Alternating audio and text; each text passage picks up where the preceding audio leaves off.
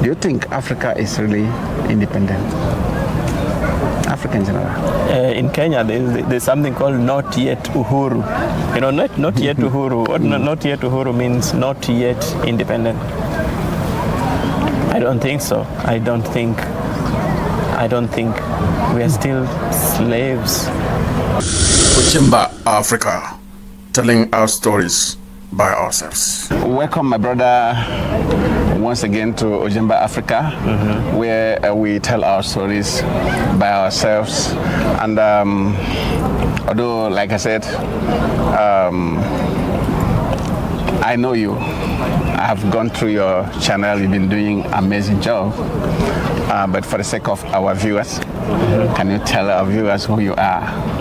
Before we continue. Yeah, thank you for welcoming me in this. Actually, this is the first content creator who has formally invited me in their space. Most of the time I'm always behind the camera. If you watch some of my videos, like the latest videos, is I've not been appearing in front of the camera. So yeah, it's an opportunity also just to see how it feels to be on this other side where somebody is interviewing you. So my name is Fernando Ongoli, Dr.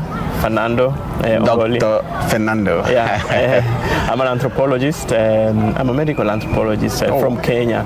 So mostly I do my research in HIV and mostly HIV prevention, and I look at a particular drug called, a particular intervention called HIV pre-exposure prophylaxis. So that is what I do. I also run a channel called Out of Africa, IE.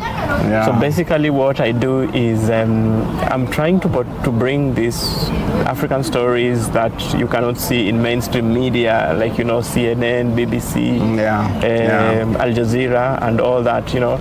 So when you talk of the African migrant, what people think of, they just look at this. They think of this picture of 50 people in is it called a dinghy, a boat that is leaking. They're trying to cross from the other side of the Mediterranean Sea, and some of them die. But they don't know of these African professionals that like some of us who are just doing great work out in the diaspora. Some of them have invented a lot of great things. Like we have done a lot of cutting edge research ourselves, and there's a bigger community, in fact, here in Ireland, who are just contributing to different roles, like in Meta, in IBM, in the universities, big companies where you get Africans even holding very big positions. So that's what I try to showcase. That then something else which is very key is I normally discuss about opportunities for mobility, especially in education and also work, like trying just to guide people on what is the best channels actually to find like a scholarship, to actually find a job, to actually move your career like from down in the continent into these other parts of the world, and mostly in Europe and specifically in Ireland, where I have a lot of experience, because that is where I've been like almost for the past 5 years. So that's me. First question. Were you born in Africa or here? Oh God, like I was born in Africa. You can actually feel my I just my want accent. to answer so that our viewers will understand. And I don't like my name so much because that normally creates the assumption that I'm actually from Spain. Fernando. I was about to ask you how you got the name. I don't. Was it given to you by your parents? My father was a very good reader, so he must have found it in a book somewhere and just. Oh, it was actually given to you by your father? It was given to me by my father. In Africa? Yeah. Wow. In an English colony. Can you imagine that? He was a well-read person. Well, that do happen sometimes. It do happen sometimes. So what do you think about Africans changing their name from the local name, native name that is known by them, by where they are coming from, to English name? What do you think about it? Oh God, I have a Spanish name, and it pains me to carry that name because I feel like I don't have an identity, But I had no choice because that's I grew up with that name, and I have my second African name is Ongoli, and that is the name that I prefer using in Ireland. Just number one, because I feel like the sense of Africanism in it and the sense of identity when I use that name. I don't want people to question me about Spain and all that. I've been to Spain actually, yes, twice, but I've not lived there. I've only been there for like a week or so. And for so many other people who use this, a name is like a license plate. You see, when a car is coming and you see that is, for instance, a certain car like 07D 1300, that is a license plate. That is what identifies you. Yeah. So they know that's a 07 car from Dublin and all that. So it's the same thing with the name.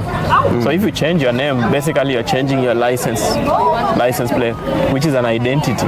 That's true. Yeah, so it's important to maintain, if possible, everybody to scrap off those names, I'm going to ask you another question. I have a lot of questions that I need to ask.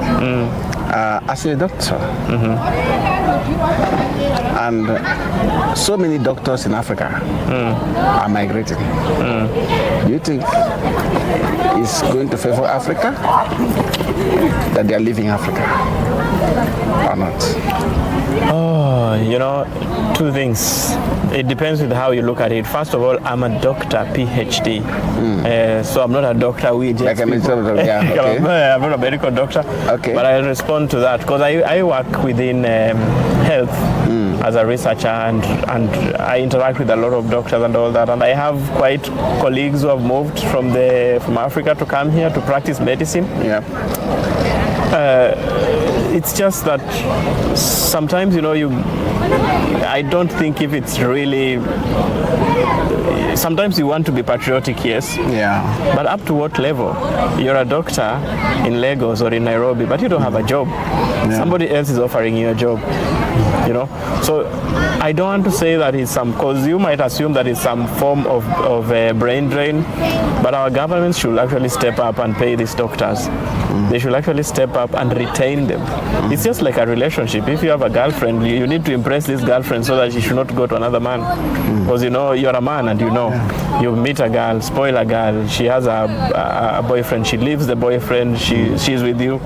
You mess around a little bit, another man does the same. So it's the same. Careers are always like that. People are always looking for greener pastures. I think they're well paid here.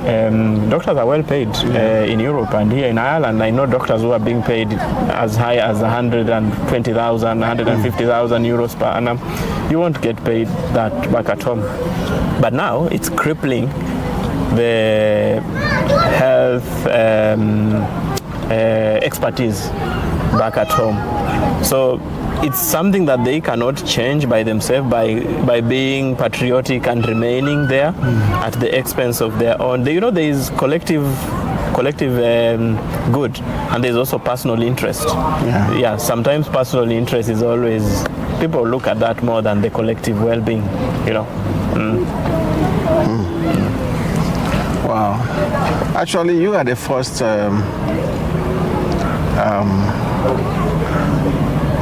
YouTuber, a content creator that I will be interviewing that is not from Nigeria.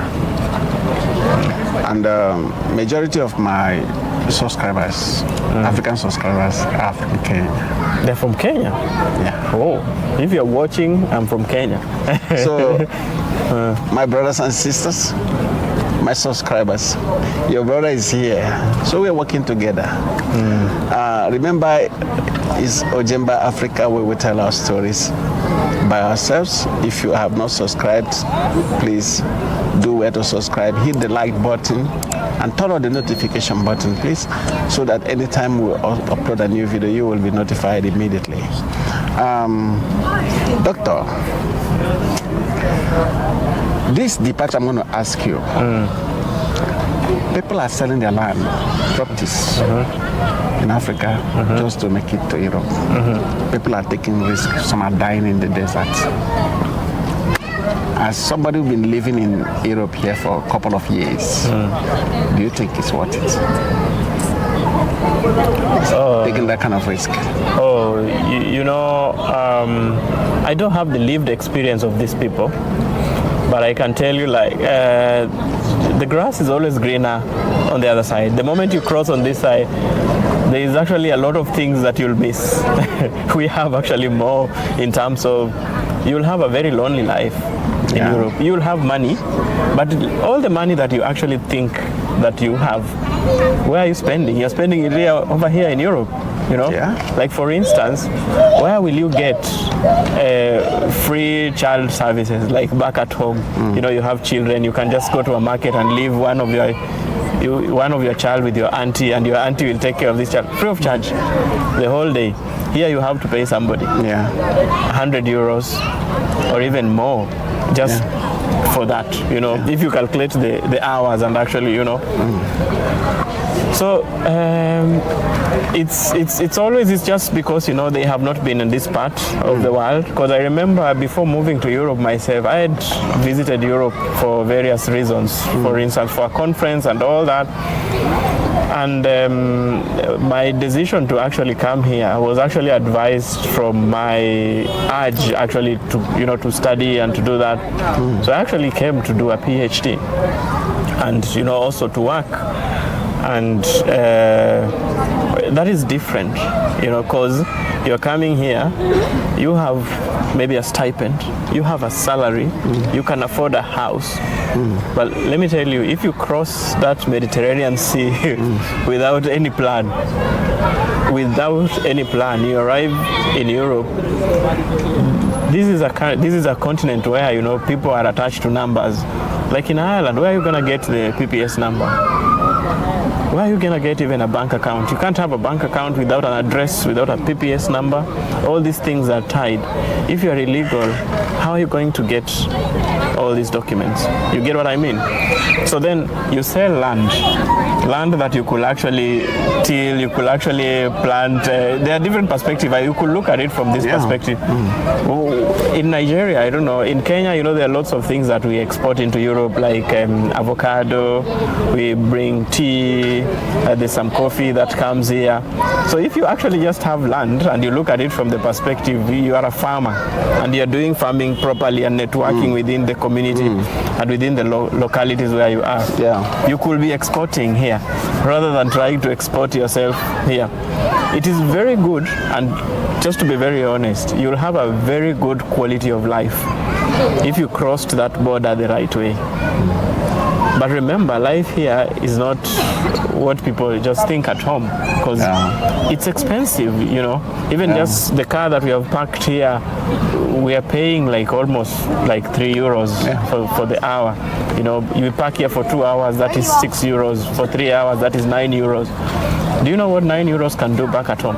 So the assumption of these people normally is, I'll go to Europe, I'll get paid 1,000 euros per month. Then you are not going to spend that money in Nigeria. You're not going to carry Nigeria or Ghana or Kenya. You are going to spend bills will collect them back. Oh God, they will.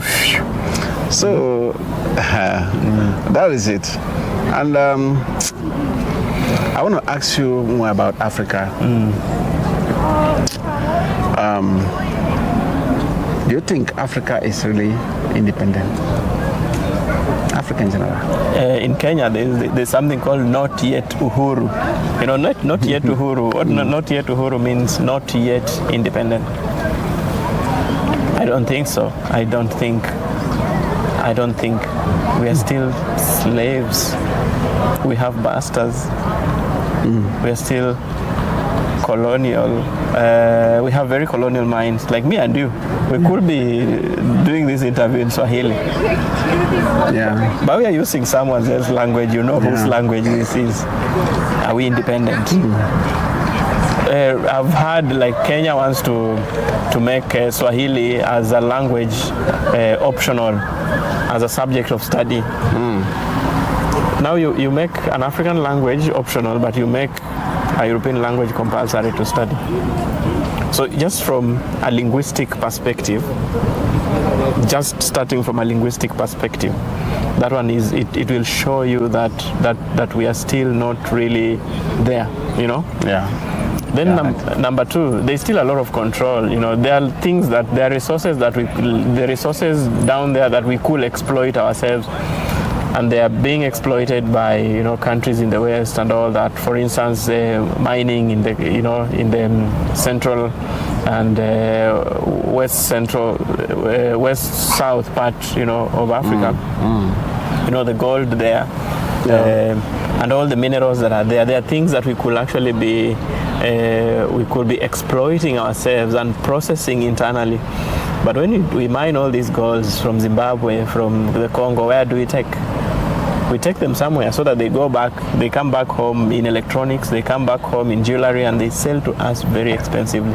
And we have no choices, because some people, they struck a deal somewhere, you know, to bring the coffee beans from Nairobi, to take them somewhere in Europe, and they are processed, they are put in a glass bottle and sent back home, you know. Kuchimba Africa, telling our stories by ourselves.